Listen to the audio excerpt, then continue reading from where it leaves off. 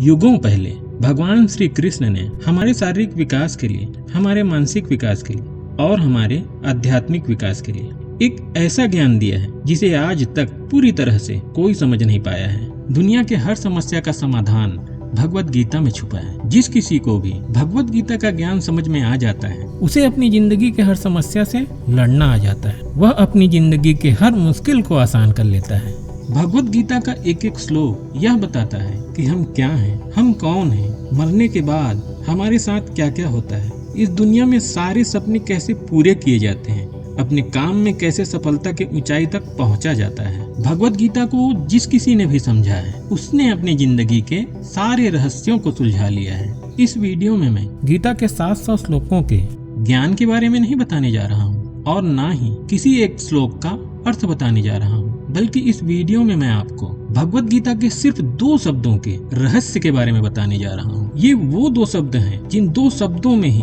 भगवान श्री कृष्ण ने जीवन जीने का, सफलता प्राप्त करने का और खुश रहने का एक ऐसा मंत्र दे दिया था, जो मंत्र अगर मैं ये कहूँ कि संपूर्ण 700 श्लोकों का निचोड़ है तो अतिशयोक्ति नहीं होगी। सिर्फ इन 2 शब्दों में छुपे रहस्य को आपने समझ लिया तो यह एक प्रकार से ऐसा होगा जैसे आपने भगवत गीता के सार को समझ लिया। चलिए जानते हैं अब कौन से हैं वो 2 शब्द। अर्जुन जब कृष्ण से यह कहने लगे कि जिनसे मैं युद्ध करने जा रहा हूँ वो मेरे भाई हैं, मेरे पितामह हैं और मेरे गुरुजन हैं, इनके सामने मैं कैसे हथियार उठाऊं, इनको कैसे मारूं, तब भगवान श्री कृष्ण बोले, असोच्यानन्वसोचस्त्वं प्रज्ञावादस्य भाससे गतासोन कथासंश्च नानु सोचन्ति पंडिता। इसका मतलब है तुम विद्वानों की तरह बात करते हुए उनके लिए चिंता करते हो जो चिंता योग्य नहीं है। जो विद्वान होते हैं वे ना तो जीवित के लिए ना ही मृत के लिए चिंता करते हैं। गीता का ये वह प्रथम श्लोक है जिस श्लोक से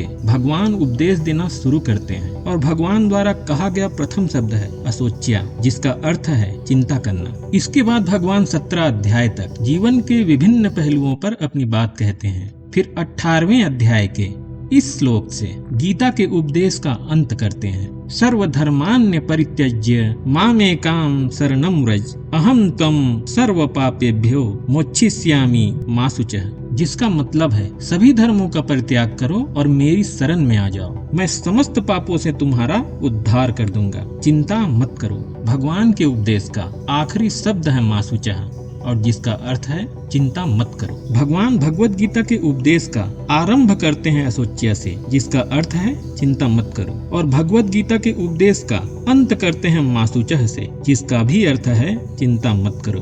भगवान श्री कृष्ण द्वारा भगवत गीता में दिया गया सबसे पहला और सबसे अंतिम संदेश है ये कि चिंता करना छोड़ दो। और भगवान ने सत्य ही तो कहा है, क्योंकि चिंता एक ऐसी बीमारी है जो आपके मन की सारी खुशी खा जाती है। ज्यादा चिंता करने वाला इंसान आपको कभी खुश दिखाई नहीं देगा।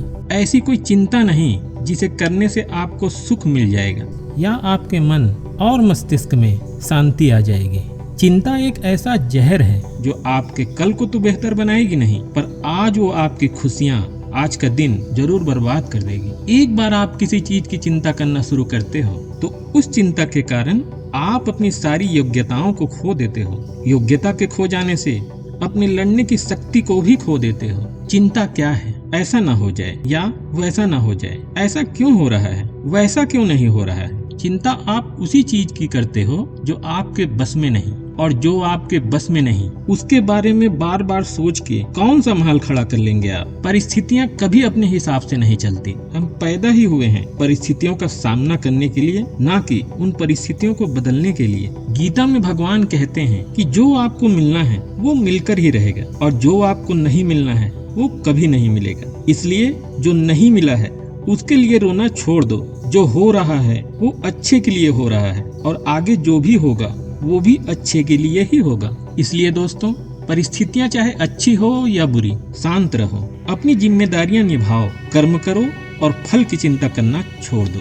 कर्मण्येवाधिकारस्ते मा फलेषु कदाचन। धन्यवाद।